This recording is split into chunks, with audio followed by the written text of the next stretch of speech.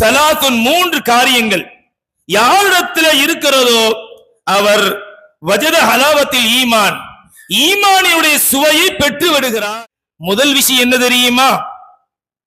அல்லாஹுவையும் அல்லாஹ்வுடைய தூதரையும் அதிகம் நேசிக்க வேண்டும்.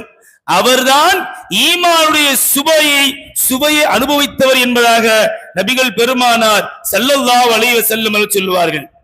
இவற்றையெல்லாம் தாண்டி மாணவியை நாம் ஏன் நேசிக்க வேண்டும் என்று சொன்னால், எல்லா மனிதர்களும் எல்லா நபிமார்களும் நாளை கியாமத்துடைய நாளையிலே அல்லாஹ்வுடைய தர்பாரில் நிற்கின்ற பொழுது இப்படி சொல்வார்கள், யா நஃப்ஸி யா நஃப்ஸி யா நஃப்ஸி என்று சொல்வார்கள். என் நிலை என்னவாகுமோ, என் வாழ்வு என்னவாகுமோ, நான் உலகத்திலே செய்த பாவத்தினால், நான் உலகத்திலே சிறு சிறு சிறு பாவத்தினால் அல்லாஹ் என்னிடத்தில் என்ன கேள்விகளை கேட்கப் போகிறானோ என்பதாக கதறி துடிக்கின்ற பொழுது நபிகள் பெருமானார் ஸல்லல்லாஹு அலைஹி வஸல்லம் அவர்கள் மட்டும்தான் யா உம்மத்தி யா உம்மத்தி யா உம்மத்தி, என் சமூகமே என் சமூகமே, என்னை நபியாக ஏற்றுக்கொண்ட சமூகமே என்பதாக நபிகள் பெருமானார் ஸல்லல்லாஹு அலைஹி வஸல்லம் அவர்கள் நம்மை பற்றி சிந்திப்பார்கள்.